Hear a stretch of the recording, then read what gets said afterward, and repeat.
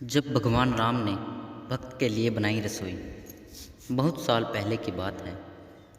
एक आलसी लेकिन भोला भाला युवक था, आनंद। दिन भर कोई काम नहीं करता, बस खाता ही रहता और सोए रहता।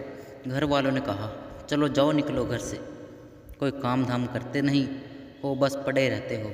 वह घर से निकलकर यूं ही भटकते हुए एक आश्रम पहुंचा। वहां उसने देखा कि एक गुरुजी हैं। उनके शिष्य कोई काम नहीं करते, बस मंदिर की पूजा करते हैं।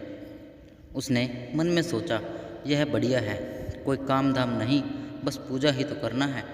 गुरुजी के पास जाकर पूछा, क्या मैं यहाँ रह सकता हूँ? गुरुजी बोले, हाँ हाँ, क्यों नहीं, लेकिन मैं कोई काम नहीं कर सकता हूँ।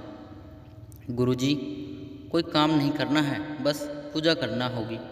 आनंद, ठीक है, वह तो मैं कर लूँगा। अब आनंद महाराज आश्रम में रहने लगे। ना कोई काम ना कोई धाम, बस सारा दिन खाते खाते रहो और प्रभु भक्ति में भजन गाते रहो। महीना भर हो गया। फिर एक दिन आई एकादशी। उसने रसोई में जाकर देखा, खाने की कोई तैयारी नहीं। उसने गुरुजी से पूछा, आज खाना नहीं बनेगा क्या? गुरुजी ने कहा, नहीं, आज तो एकादशी है, तुम्हारा भी उपवास है।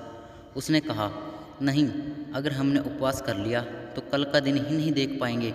हम नहीं कर सकते उपवास, हमें तो भूख लगती है। आपने पहले क्यों नहीं बताया? गुरुजी ने कहा, ठीक है, तुम ना करो उपवास, पर खाना भी तुम्हारे लिए कोई और नहीं बनाएगा, तुम खुद बना लो। मरता क्या ना करता। गया रसोई में। गुरुजी फिर आए। देखो, अगर तुम खाना बना लो तो राम जी को भोग जरूर लगा लेना और नदी के उस पार जाकर बना लो रसोई। ठीक है। लकड़ी, आटा, तेल, घी, सब्जी लेकर आनंद महाराज चले गए। जैसा तैसा खाना भी बनाया। खाने लगा तो याद आया, गुरुजी ने कहा था कि राम जी को भोग लगाना है। लगा भजन गाने, आओ मेरे राम जी, भोग लगाओ जी, प्रभु राम आइए, श्री राम आइए, मेरे भोजन का भोग लगाइए। कोई न आया तो बेचैन हो गया कि यहाँ तो भूख लग रही है और राम जी आ ही नहीं रहे। भोला मानस जानता नहीं था कि प्रभु साक्षात तो आएंगे नहीं, पर गुरुजी की बात मानना जरूरी है। फिर उसने कहा, देखो प्रभु राम जी, मैं समझ गया कि आप क्यों नहीं आ रहे हैं। मैंने रूखा सूखा बनाया है और आपको तरमाल खाने की आदत है, इसलिए नहीं आ रहे हैं। तो सुनो प्रभु, आज वहाँ भी कुछ नहीं बना है, सबको एकादशी है, खाना हो तो यह भोग ही खा लो। श्री राम अपने भक्त की सरलता पर बड़े मुस्कुराए और माता सीता के साथ प्रकट हो गए। भक्त असमंजस में। गुरुजी ने तो कहा था कि राम जी आएंगे, पर यहाँ तो माता सीता भी आई हैं और मैंने तो भोजन बस 2 लोगों का बनाया है। चलो कोई बात नहीं, आज इन्हें ही खिला देता हूँ। बोला, प्रभु मैं भूखा रह गया, लेकिन मुझे आप दोनों को देखकर बड़ा अच्छा लगा। लेकिन अगली एकादशी पर ऐसा न करना, पहले बता देना कि कितने जन आ रहे हैं, और हाँ, थोड़ा जल्दी आ जाना। राम जी उसकी बात पर बड़े मोदित हुए, प्रसाद ग्रहण करके चले गए। अगली एकादशी तक यह भोला मानस सब भूल गया। उसे लगा प्रभु ऐसे ही आते होंगे और प्रसाद ग्रहण करते होंगे। फिर एकादशी आई। गुरुजी से कहा, मैं चला अपना खाना बनाने, पर गुरुजी, थोड़ा ज़्यादा अनाज लगेगा, वहाँ 2 लोग आते हैं। गुरुजी मुस्कुराए, भूख के मारे बावला है, ठीक है, ले जा और अनाज ले जा।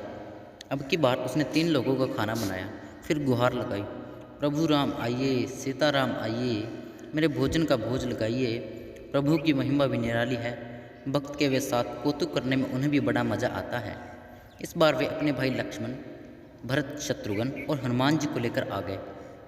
भक्त को चक्कर आ गए, यह क्या हुआ? एक का भोजन बनाया तो 2 आए, आज 2 का खाना ज़्यादा बनाया तो पूरा खानदान आ गया। लगता है आज भी भूखा ही रहना पड़ेगा। सबको भोजन लगाया और बैठे बैठे देखता रहा। अनजाने ही उसकी भी एकादशी हो गई। फिर अगली एकादशी आने से पहले गुरुजी से कहा, गुरुजी, ये आपके प्रभु राम जी अकेले क्यों नहीं आते? हर बार कितने सारे लोग ले आते हैं, इस बार अनाज ज़्यादा देना। गुरुजी को लगा, कहीं यह अनाज बेचता तो नहीं है, देखना पड़ेगा जाकर। भंडार में कहा, इसे जितना अनाज चाहिए दे दो, और छुपकर उसे देखने चल पड़े।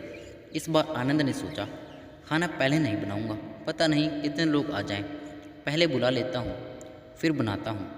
फिर टेर लगाई, प्रभु राम आइए, श्री राम आइए, मेरे भोजन का भोग लगाइए। सारा राम दरबार मौजूद। इस बार तो हनुमान जी भी साथ आए, लेकिन यह क्या, प्रसाद तो तैयार ही नहीं। भक्त ठहरा भोला भाला बोला, प्रभु इस बार मैंने खाना नहीं बनाया। प्रभु ने पूछा क्यों?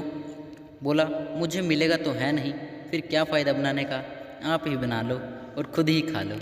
राम जी मुस्कुराए, सीता माता भी गदगद हो गई उसके मासूम जवाब से। लक्ष्मण जी बोले क्या करें प्रभु?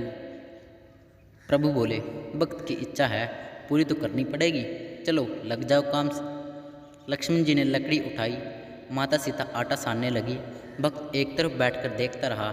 माता सीता रसोई बना रही थी।